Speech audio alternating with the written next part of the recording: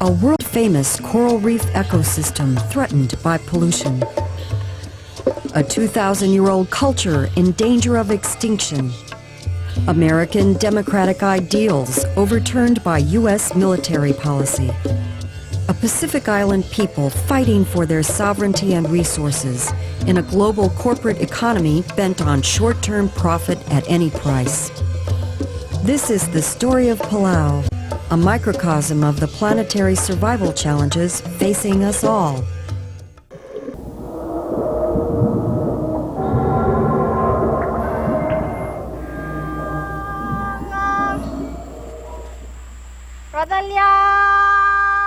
The Republic of Palau is an archipelago of over 200 islands near the Philippines. Its 15,000 citizens share an ancient matrilineal culture that has thrived for millennia.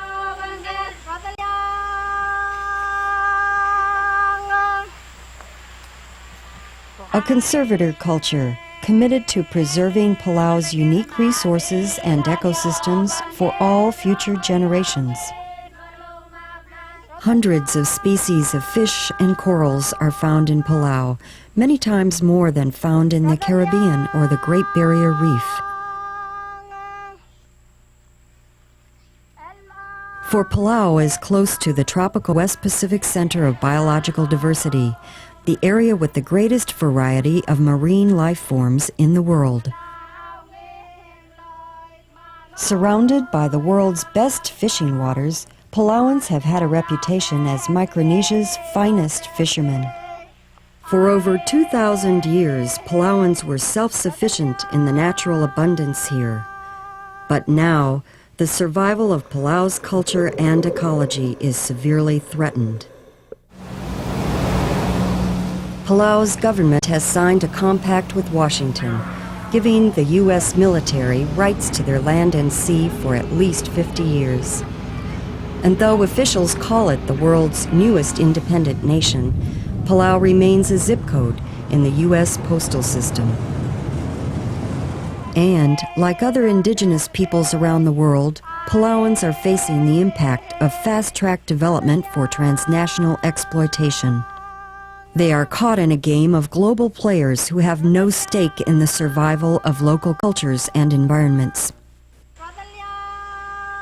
The challenge: will there be short-term profit for foreign investors and their few Palauan partners, or sustainable development for all Palauans? Can Palauans reclaim control of their nation and resources? How do they successfully combine the best of their traditions with the best of the modern age? This documentary looks at these issues through the work of several Palauan activists who are rising to the challenge. When you look at sort of the history of the Pacific Islands, when you look at how many colonizers colonized Micronesia, different countries and big metropolitan countries that were so super patriarchal countries. You're talking about Spain, you're talking about Germany, you're talking about Japan, and you're talking about now America. What we have now is very typical of what you see in the United States. You have businessmen who are policy makers. Whatever fruits that we may be able to reap through investment, development, are meant for Palauans and the investors. We might end up becoming victims of multinationals and other big business from the outside. I don't think it's going to be a honeymoon for us in the United States. I don't think so. It's wrong to deny the people the right to their own land. Now we're becoming semi-independent, so our challenge is how are we going to reach our visions that we've been talking about? How do we get there? I think there's hope.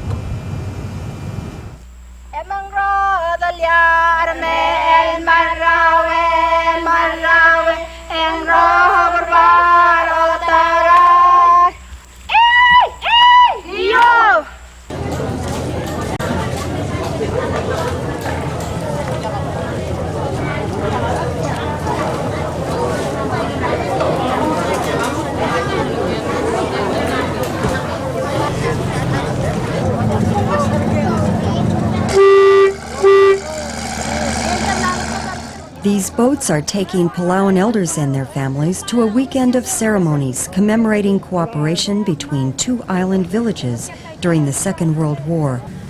The destination is the island of Palau, scene of the war's bloodiest battles. For Macom Weirs, nurse, poet, mother of three, this voyage is part of a personal journey. I've lived away from Palau for more than 28 years in California, still having my heart in Palau all these years. I've always yearned to return. This trip is going to be a spiritual journey, returning back to my roots, the sources of my cultural strength that has sustained me while I've been away.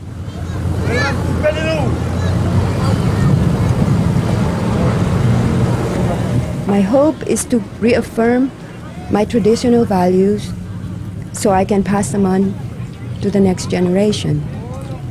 I hope that the Palau I left almost 30 years ago will still be there. I don't know if this will happen.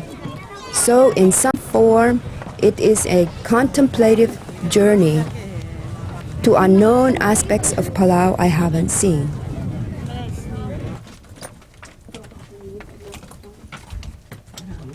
Japanese caves from World War II still honeycomb parts of Palau. They're bones. They're human bones. I don't want to touch them. Human bones are not the only reminders of that time. Children play in a fortified cave pool.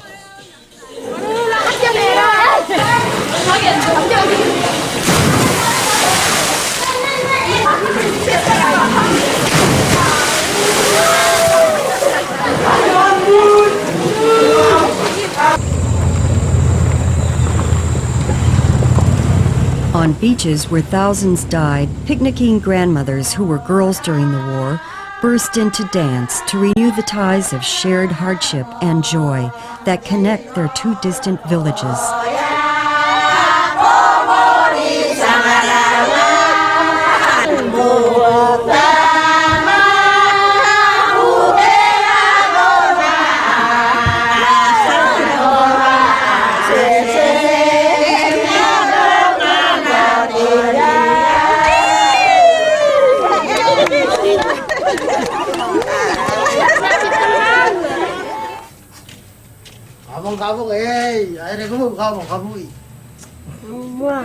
Preparation for the feasting has taken days. The entire village of Nerard from the island of Babeldaap has come to visit. 50 years ago, they gave refuge to the people of Palau when it became a battle zone.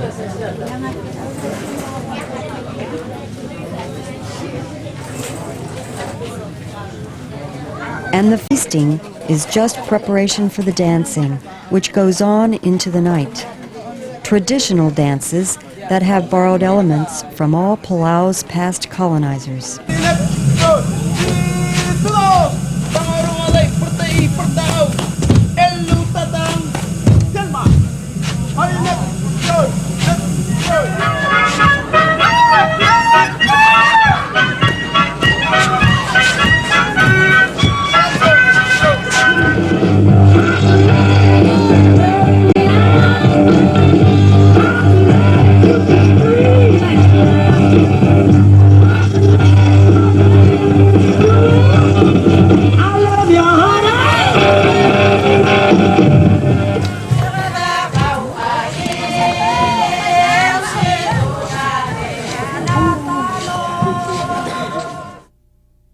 Traditionally, harmony of relationship was one of the very high value of Palauan society, and that harmony also extends to the land and to the resources of the sea and the air we breathe in.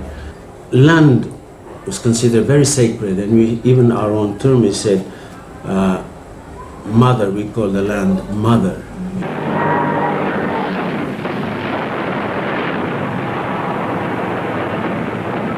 September 15th, 1944, United States Marines hit the beaches of Palau.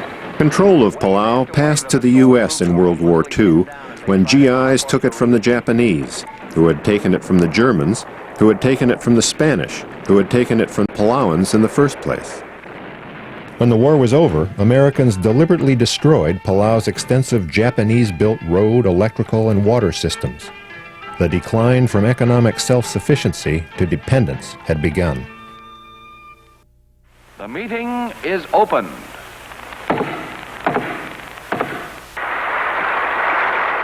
In the post-war period, under the United Nations, Palau and the rest of Micronesia were made a strategic trust territory of the United States, moving the western boundary of America to within a few hundred miles of the Asian mainland.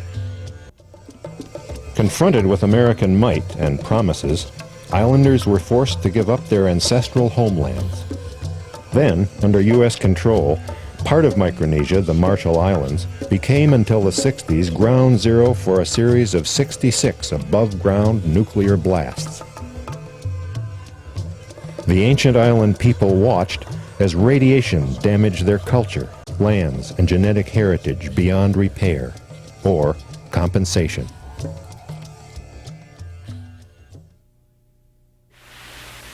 My nation was once a colony, and we know what colonialism means. The exploitation and subjugation of the weak by the powerful, of the many by the few, of the governed who have given no consent to be governed. World opinion after World War II was against colonialism, so the U.S. administration set about to engineer Micronesian consent to be governed. President Kennedy appointed a commission to detail a plan. It was headed by Harvard's Anthony M. Solomon. His report said the solution was money. With that, the new frontier went to Micronesia. The islands, Palau particularly, much like the rest of Micronesia, have become very dependent entities of a sort. And any decision-making process that took place was very much conditioned by this economic dependence that had been created. Would the U.S. have purposely created economic dependence in Micronesia? In 1971, a student journal, The Young Micronesian, made public for the first time leaked portions of the Solomon Report which sent shockwaves through the territory. The plan to engineer consent to be governed by the U.S. was exposed. It laid out, quote, an integrated master plan for bringing Micronesia into permanent affiliation with the United States. The Solomon Report advised the use of carefully managed voting, American education, and economic leverage. It also identified up-and-coming young Micronesian leaders for cultivation and training in the U.S. Time passed in the Trust Territory.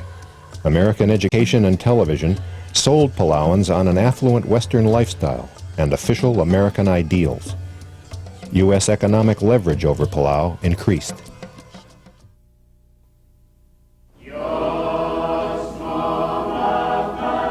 In 1979, Palauans wrote a national constitution. The wisdom distilled from 2,000 years of oral culture was translated into a 20th century document establishing Palau as a sovereign nation. It codified Palau's conservator culture, Palauans' right to protect and manage their own lands, ocean, and lives. In response to the nuclear destruction in the Marshalls, Japan, and Tahiti, Pacific nations were declaring nuclear-free zones. After decades of nuclear bomb testing in their region by the United States, Britain, and France, a people's movement for a nuclear-free and independent Pacific was growing. Palau's precedent-setting constitution became world famous. It protected Palau from all the poisonous weapons of the modern world.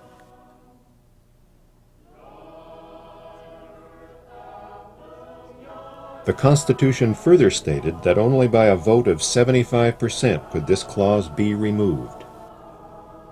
Though 92% of Palauans had approved their constitution, U.S. authorities objected, fearing the spread of sovereign nuclear-free zones, and made them vote on it 2 more times. Palauans refused to give up the clauses protecting their land, ocean, and environment. And so began the battle of wills between Palau and the superpower that was to last for over a decade. at no point in these internal U.S. government discussions did anyone say those guys have to change the Constitution, because there was an alternative. The alternative was, if they didn't change the Constitution, we wouldn't negotiate free association. A compact of free association between Palau and the United States was proposed to replace the trusteeship. It was in conflict with Palau's constitution. In return for $450 million in aid, it gave the U.S. military rights to Palauan land and sea and violated Palau's weapons ban. There are lots of other places in the world where we have military bases or where our aircraft or ships travel, where the people in whose territory we're operating would love to have us say we are not going to bring in nuclear weapons. And if we agree to it once, so the feeling of many successive American administrations has been, if we agree to it in one place, we cannot resist having that done to us elsewhere.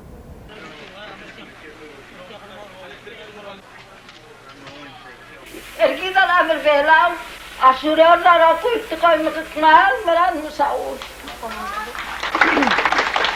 Hij zei ja te dingen, ik heb er gewoon en die kemel om koel Belau, laat hem reis en mama, joh, ik ben maar aan lomes, ja. Kida me toe te worden lastra, apelwas, maar dan ik heb er door belletti. Ik zou de meu zo goed, ik me zeg je liever, in dem lachen mij al mek. Era este mek. Oye, que me le tía aquí da era algo. Ya vamos los click. Akmarko. Ya aquí da con que me.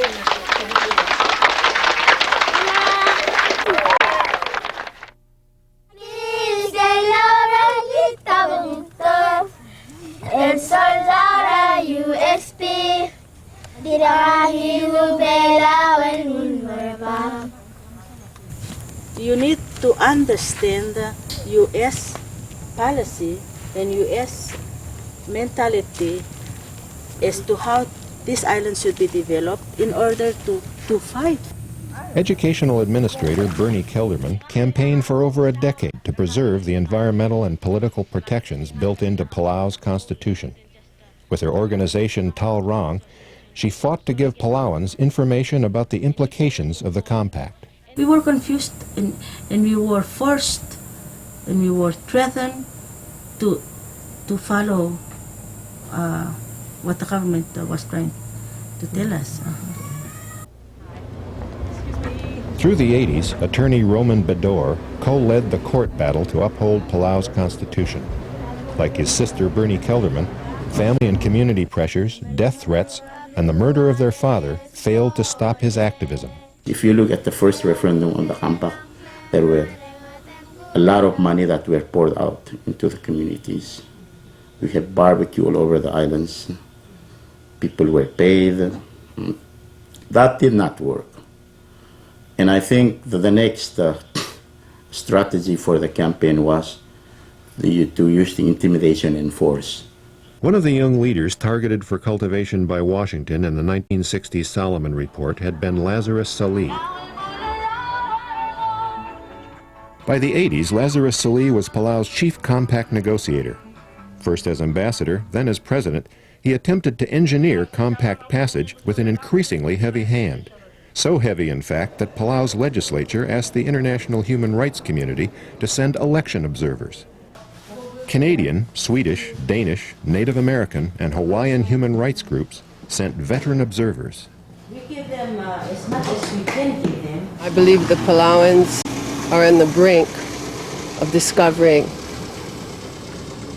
that their land policies may be influenced a great deal by a large nation like the United States, and that they no longer would be the owners of Palau, but may give up the right to their homeland to outside investors and foreigners to take ownership in the future. We have today in Hawaii the example of that kind of land tenure system that's changed drastically. We no longer are the keepers of our land, and I am very afraid for Palauans, and the land tenure system is theirs right now.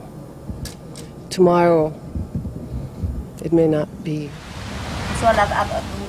The women elders decided to assert their role as Palau's traditional leaders and defend the country's constitution and land rights. Gabriela Nirmong is one of the highest-ranking women in Palauan society.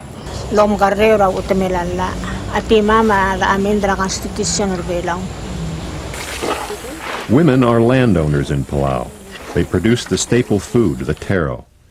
Powerful in traditional Palauan politics, they chose the chiefs and could remove them. The women elders filed a lawsuit in Palau's court.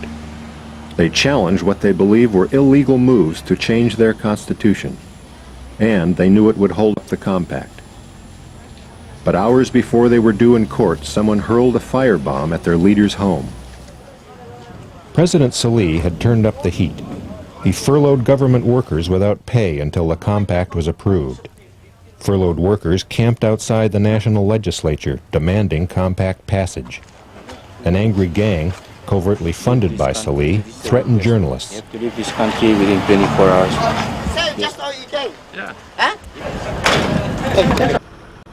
Houses of Constitution supporters were firebombed. Bador Bin's, father of Bernie and Roman, was murdered. His killers were never brought to justice. The hearing will come to order. What would you have this committee do? What do you think we should do? What our group wants your committee to work on is that to keep the Congress from ratifying the Compact of Free Association until we resolve the internal court process. Well, but a suit hasn't been filed yet. We will. Or it was, I just told you that we definitely would file a lawsuit. and when will that be done? What's the hurry? It's our future. Isabella Sumong is a high school teacher who was drafted by the women elders as their spokeswoman. The experience turned her into an international activist.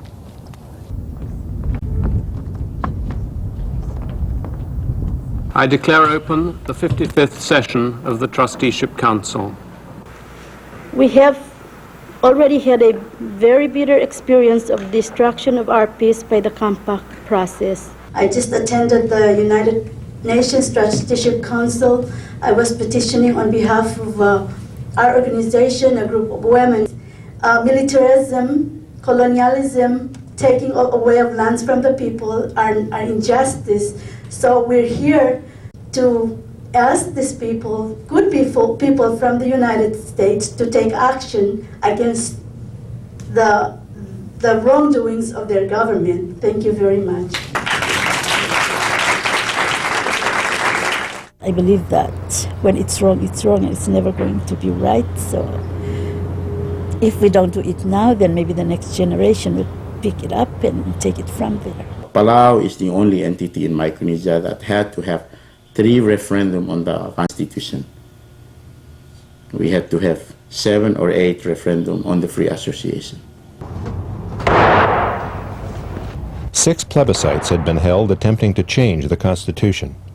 But since 75% voter approval was required to overturn Palau's protective clauses, none of the plebiscites succeeded. By 1986, the 3 other Micronesian nations had all given military rights to the United States. The U.S. declared the Trust Territory terminated. Still, Palau's standoff with Washington continued. To the tune of Auld Lang Syne, the flag of the Trust Territories was lowered and the flag of the Commonwealth of the Northern Marianas raised. The last formality on the last day of the Trust Territories for the last High Commissioner. But I'm sad because I'm leaving. Just real sad. But I'm happy because you're a full-fledged Commonwealth. We did it. It's done. You're on your own, and you're a wonderful addition to the United States of America. The whole Compact of Free Association that's being pushed down the throats of people in the Marshalls, in the Federated States of Micronesia and Palau is really an attempt or one of the stages in the annexation of Micronesia. What we see being done, in fact, is one of the greatest colonial land grabs in current history. Our forward peacetime presence is represented by over 110,000 Navy and Marine Corps men and women. This forward naval presence extends from Central America to West Africa, from the Mediterranean to the Indian Ocean, from the Sea of Japan throughout the Pacific, a visible reminder of America's commitment to our allies. From Guam and American Samoa in the Pacific to Puerto Rico and the Virgin Islands in the Caribbean, island peoples have been forced to give up their sovereignty for the U.S. military and economic agenda. Pentagon maps show how vast the U.S. military presence would be.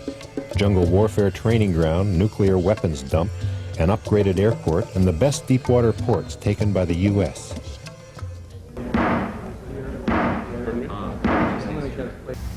What the staff of this committee found was that compact supporters were behind the violence, and that they had used government resources to intimidate compact opponents, to deny them access to the courts, to deny them their rights under Palauan law. No investigation, no compact, said DeLugo. The probe's chief target would have been Lazarus Salih himself. On August 20th, 1988, he was found with a bullet in his head. The official ruling? Suicide. The compact's chief proponent had become another of its victims.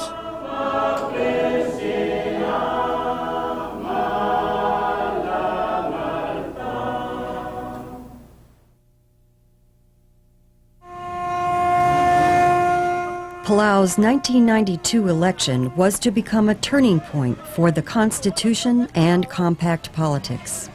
But public focus and attention was on the excitement of the general election.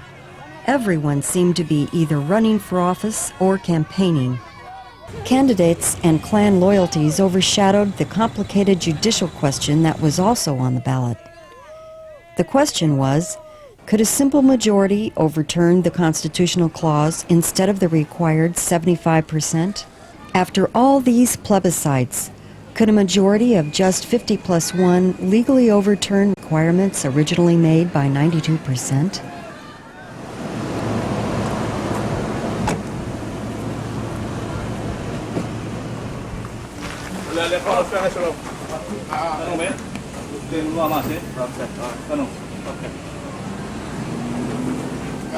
Presidential candidate and businessman Kuniwo Nakamura owns Palau's shipping terminal. But I think government is meant for grassroots. And the problems now are, especially nowadays, in Palau are grassroots problems, so more than these people at the top. If I do get in, it's because of the grassroots. Palau is meant for Palauans. I'm sorry to say this, but it's meant for Palauans, and I don't want to see it change. I don't want to see it invaded, if I may use the word, a lack of good words, but by outsiders, by Filipinos, by Chinese, by Japanese, by Americans, by other people. Such a small country.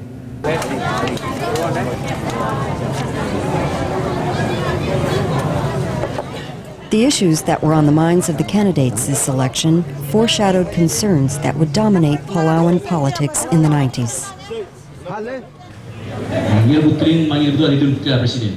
Still without an economic base, Palauans had differing visions of how to develop. Businesses. A lot of Palauans own a lot of land in Belau. It's vacant, it's idle.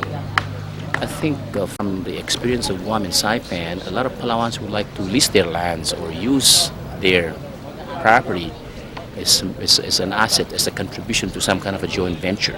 For my part, if the compact were to be approved, I'd like to make Palau some kind of a corporate headquarters for a lot of American businesses or companies from U.S. territories or U.S. pro-U.S. countries established in Palau with local taxes, low local taxes, and doing business in Asia to replace Hong Kong, because Hong Kong's lease expires in 1997, and they're looking for a favorable corporate headquarters for a lot of their businesses. From the beginning of the breakup of the 6th district of Micronesia, where Saipan went on its own way, Marshals and the FSM, and everybody sort of returned home. These big elites who were leaders in Palau, they returned home, and they've already bought lands. You know, everybody, most of them have bought lands up in Babeldaw, here in Koror, and they've secured lands for their own personal benefits. And we suspect that they are working hard to get this compact pushed through, because once the Palau is open for foreign investors under the umbrella of the United States security, these people will be the first one to benefit, because they will be they're the ones who own a lot of lands in Palau, and they're the ones who will lease their land to foreign investors who will, and they'll be making they'll be instant millionaires. Political education process was very much narrowed down to economic factors, and did not really explore the merit, demerit of the document of the Compact of Free Association, the issues involved, the implications. And because we were economically conditioned, I would say the free choice was very much undermined. Palauans were told this was their last chance to agree to the compact and get $450 million in aid for their struggling economy. When the counting was over, Kuniwo Nakamura had won the presidency, and the Constitution's celebrated and long contested environmental and land protection clauses had been removed. The rules had been changed. The road was now clear for a simple majority to pass the compact, and that happened the following year. This time, court challenges brought by the women elders were of no avail. We have amended. To me, it was amended illegally through a legal process, but at least it was amended. And people don't realize that we have amended it. You know, for the last 10 years, these women have been trying to stop the compact from being implemented. They actually wanted no compact at all. And so we are still very unhappy, and we keep asking ourselves, what could we have done, or what could have happened, what can be done now.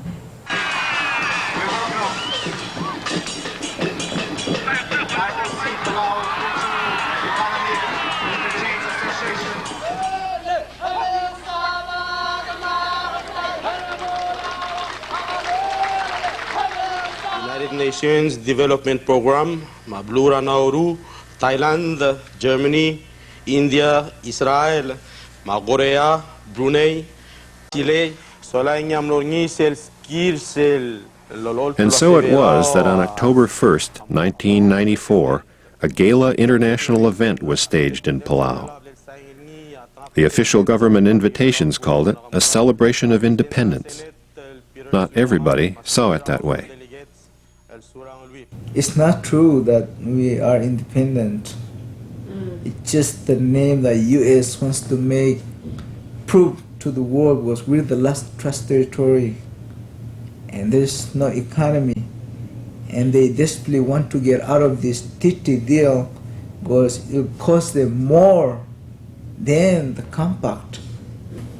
They clever, very, very clever, you know, by using this independence name to ice, you know, all this burnt cake. And so it was that annexation, or free association, or independence, came to Palau. And with it, channeled through willing Palauan proxies, came a surge of foreign investment deals.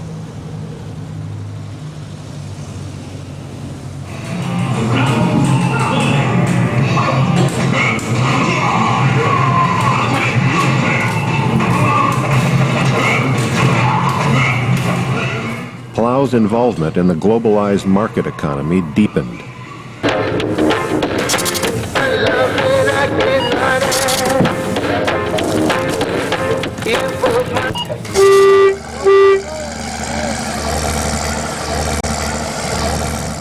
Each year, container ships like this one offload tons of consumer goods aimed at Palauan customers. 85% of Palau's food supply is now imported.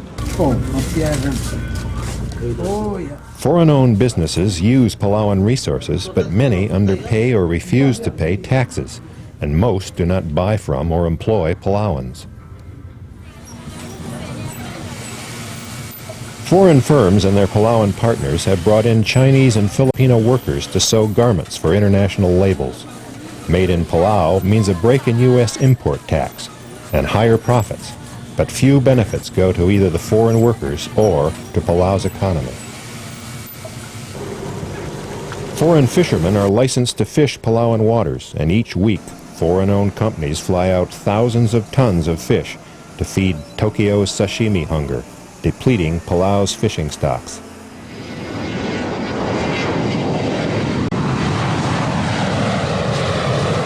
Only people who are doing the harvest now is Japanese, US, and some Taiwanese vessels under license. So it's a big ocean out there, all being harvested by foreign interests. You deal with like mega developments and multinational corporations, and where we cannot really have the control of, because the control will be from the outside and not us. I think that's a danger. It's very difficult because the few businessmen who control the money and the development on this island at this point don't see it that way. They're just thinking mega development, millions and millions of dollars, without even thinking at what point do we need to stop, because we have enough development already to support the government and to support our local people. If we develop and we have what the economists usually use to measure so-called development in terms of per capita income, you know, if 10 years from now we have doubled per capita income for Palau, so on paper it looks healthy, but you go around, you find 10 begging people. That's not development to me. The Palau Resource Institute was founded by 3 university-trained women who hope to have an impact on Palau's development policy. For the environmental impact studies, we have felt that the socio-cultural impact aspect of the studies have been neglected.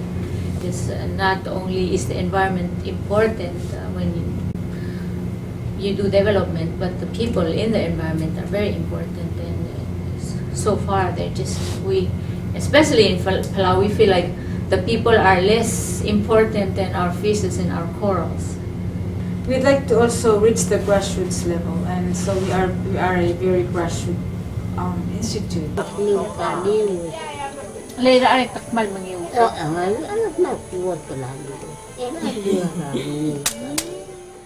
In Palau, we always consider and we say that people are more important than anything else, and that relations are more important than anything else.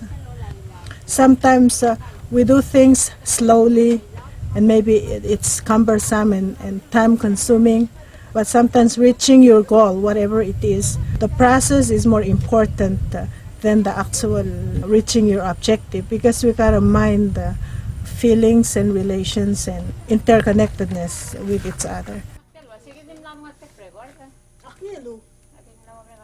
Just from what I hear of all these proposed hotels and resorts, there is absolutely no way the Palauan people can support those developments, and so we're going to have to import a lot of people and then turn the cycle, just accelerate the cycle of more government, more spending, more foreign workers, a lot more exploitation of the environment. So I don't know, I think it's a really tricky situation, and we need to really be careful.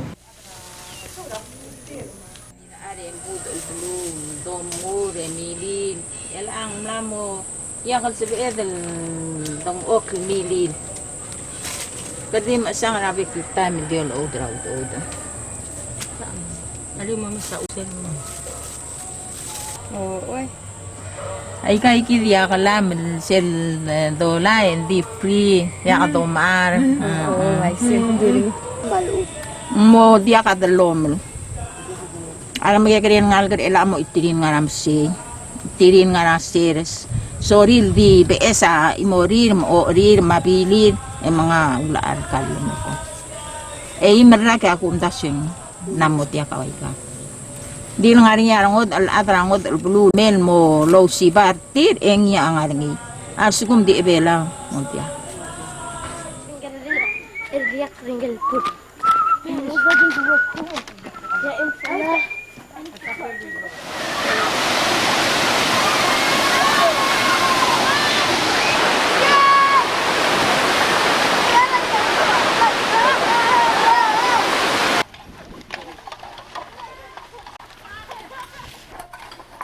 Palauan school children still have a lush environment to enjoy and learn to protect. But there is growing concern that without quick action, their generation may be the last to have those options. The warriors in those days were very vicious. And that the reason why you see a school of them is that together we stand, divided we fall. And that's the concept that has been used elsewhere, including the United States. I hope you won't forget this kind of introduction that I've given, and that it'll be left for a history, that you learn something. Any question? Yes? Who's that? What? Well, in olden days, they do a lot of symbols like... Feeling their ancient culture is in danger of fading, some Palauan teachers are reasserting the importance of Palauan values in the educational process.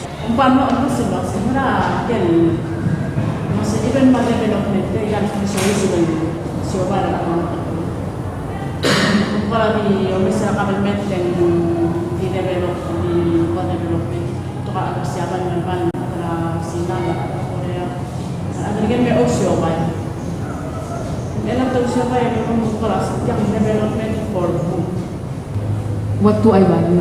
Value ang Belau, I value ang Belau, I value ang anak. What should I do?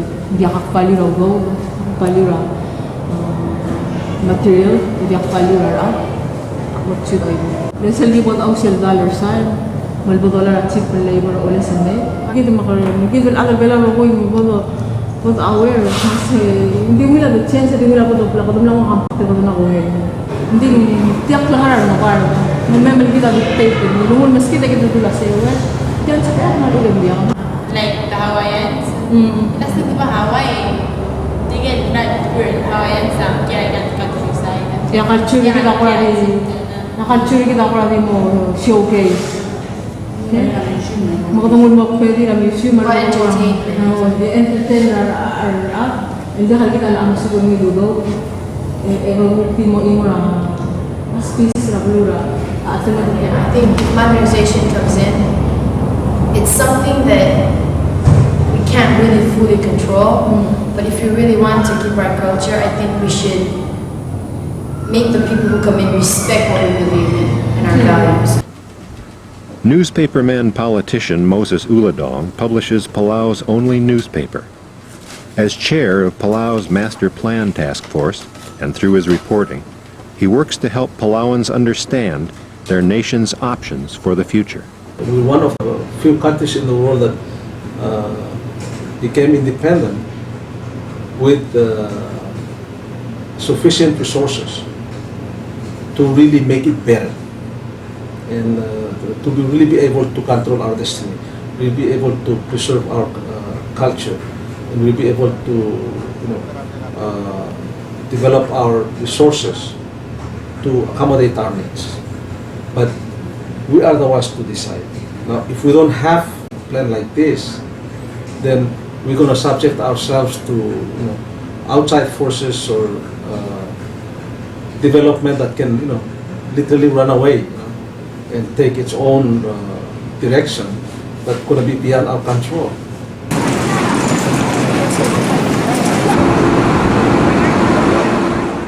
We can follow what is happening in Guam and Saipan and develop this country economically. I want diversification. I want to diversify go into other industries, including maybe offshore banking and all this corporate. But I think the main industry that we should promote is tourism.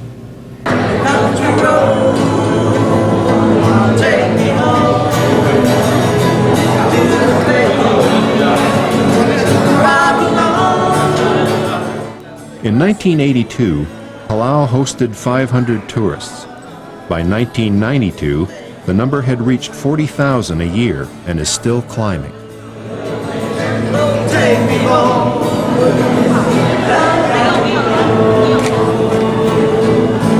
There are two ways of taking those lands, by a military basis, or by these hotel corporations that are being constructed all over the islands. The reason why there is tourism industry is because of the beauty, but the biggest contributor to pollution is national government, because right now you put another 200 hotel, I mean that tourist system is not going to be able to handle it. And there's Hyatt, there's Hilton, with plans, coming into Palau.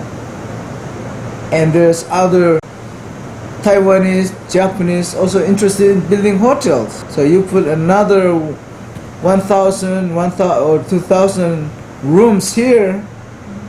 I mean, we're gonna just kill this environment we have that attracted tourism. Palau's islands sit in a lagoonal basin that seemed until recently an endless source of seafood. Always there, free for the use of all. Many Palauans still depend on the lagoon for most of their daily food.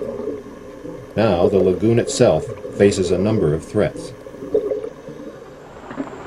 Poorly designed, hastily bulldozed roads like this one have created massive erosion in Palau's wet climate. Washing down hillsides, topsoil smothers the mangrove swamps that are the nurseries for fish. Carried by runoff, the soil is silting in large areas of the lagoon's formerly open water.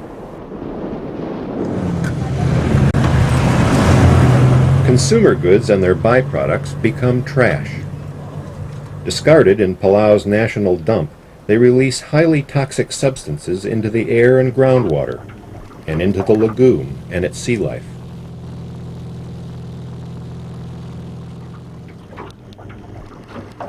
Fishing hulks like this one, abandoned by foreign corporations, rust and sink. Their fuel tanks leak oil and toxics that form a scum on the lagoon's surface.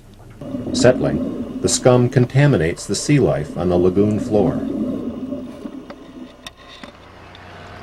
Waste oil dumped by Palau's power plants adds to the toxic brew. Visibility in these once clear waters is dropping rapidly. Koror's outmoded and overloaded sewer plant, built in the 50s by the U.S. Army's Corps of Engineers, pumps 1 million gallons of untreated human waste into the lagoon daily. Its bacteria make fish unfit for eating. Its concentrated nutrients cause an overgrowth of algae, create a living blanket that is smothering ever larger areas of coral, destroying the lagoon's fragile ecology.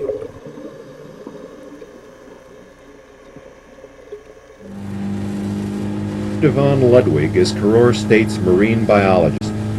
His studies document the multiple threats that must be dealt with decisively and soon if the lagoon is to survive.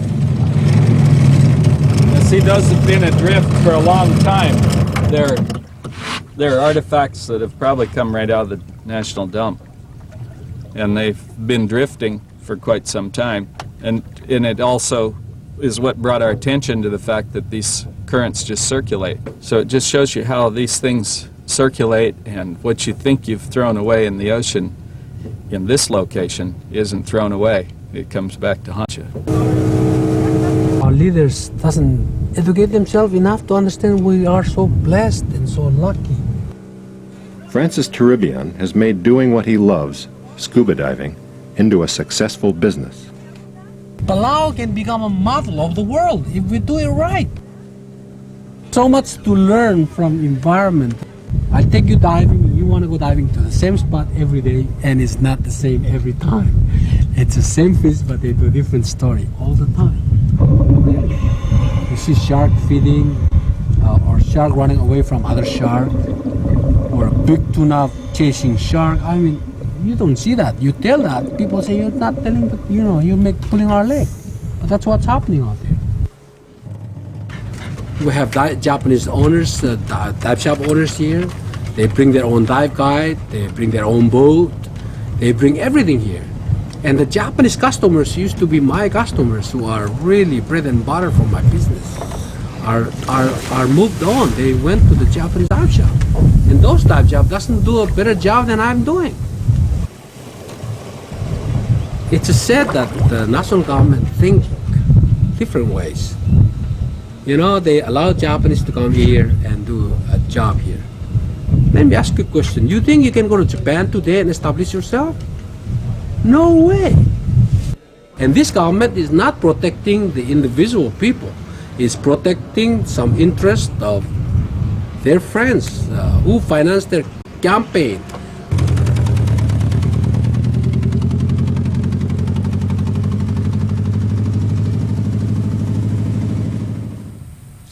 The Storyboard Hotel in Palau is one of Palau's first locally owned eco-resorts. It combines tiled bathroom luxury with traditional Palauan design, using both commercial and local construction materials. Gandim lang kami maroon. Gandim na kami mangaus. Okay.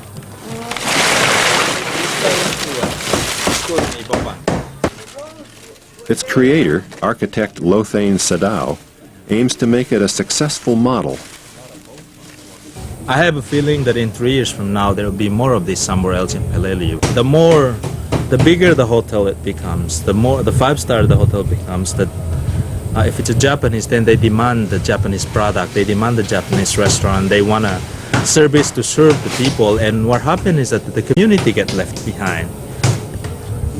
I don't want the local people to just become sort of a servant to the hotel.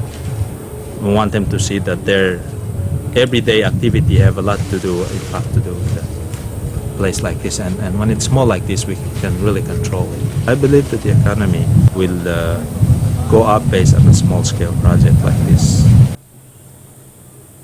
It's conflicting. We're contradicting ourselves. We want to develop, but we want to maintain our resources over long term. We're thinking about future, and that's the biggest challenge. How do you balance those? That's the biggest question. Noah Idaong equates survival of the reefs with survival of Palauan culture. Because Palauans are very close to their environment. They're born and raised in the sea, on the land, and so they can feel for the land. If something goes wrong, then they can feel it. That's what makes a Palauan. He developed research which supports fishermen's claims of shrinking catches. After presenting this persuasive evidence to village chiefs, he worked with them to revive an ancient tradition called bool, which forbids fishing during spawning seasons. That work led to passage of a Sustainable Marine Resources Bill, the first legislation in Palau's history that makes formal life-sustaining restrictions on fishing. We are still Palauans, and we can still reach into our hearts and help this maintain our resources as our fathers used to do. If we lose what we have, we can find it elsewhere.